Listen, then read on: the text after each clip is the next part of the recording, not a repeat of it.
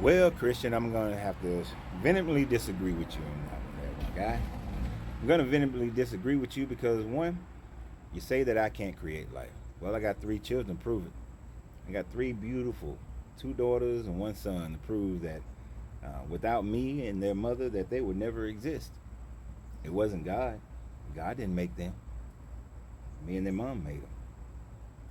If I was never with their mother was never with me, they wouldn't exist. So we do have the ability to create life. First, we're going to go ahead and knock that on out the way. But then you say that because this deity created life, this deity has the right to do with that life whoever it chooses. That's irresponsible.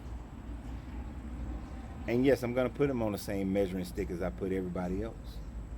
Because if me as a parent, I'm supposed to be better, a great example for my children. I'm supposed to do better by them than my parents did for me. And that's why I made sure, their mother made sure that they had better opportunities and more opportunities than we had when we was growing up. That was one of the things that was foremost in my brain when we was talking about having children, when we was talking about creating them on our timeline, to which they were all created on our timeline. Now, as far as your God not having that responsibility, why would I let your God off the hook? Why would I let your God be able to just do what he wants and do as he pleases? Oh, let me tell you why I don't. Because your God was created by man. I want you to think about something for a second, Christian. Your God did not exist until somebody created your God. Let me give you an example of that. There's a God of lightning. To the Ifa people, he's called Shango. To the Norse mythology, he's called Thor. Before man existed on this planet, was there lightning?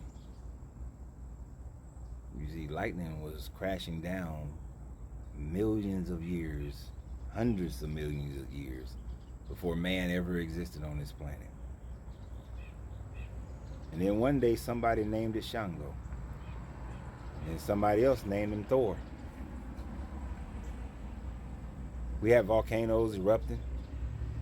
We had oceans. Then one day somebody called him Neptune, somebody called him Poseidon, somebody called him Mamawata. Many different names, many different people for the same natural event. You see, gods are created when man decides that it needs to add something, some attribute to why the clouds form, why the thunder claps, why the rain falls, why do we have a drought, why do we have sunshine, why is there life and why is there death. When man can't find an answer to it, especially when man was less scientifically, had less scientific knowledge, man had to create some magical deity to express it. Comet streaks across the sky. You believe that it's a star that's falling, not recognizing it's just a meteorite. What does man do? Man attributes attributes of deity to it. Yahweh is no different. He was a storm deity. The Canaanite people felt that the storm deity punished them, and they need to give reverence to the storm deity. So they named him Yahweh. When the Hebrew people started separating, they kept Yahweh. But as most people back in those days, they believed that gods had wives and they was lived and they were born and they died and they had children. He had a wife named Asherah. Then after a while, Hezekiah, he decided that Asherah was no longer needed. They wanted to have a God that was eternal. And so in his redacting and editing of the Bible, God became eternal.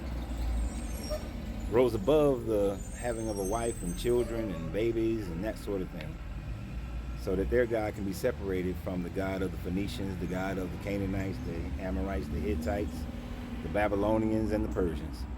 And that's how you got your God. So yeah,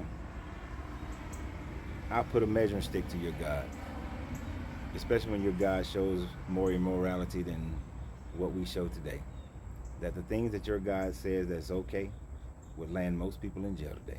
But you have a great day. And remember that you got to free yourself to be yourself. Because your greatness is non-negotiable. Good journey, good vibrations.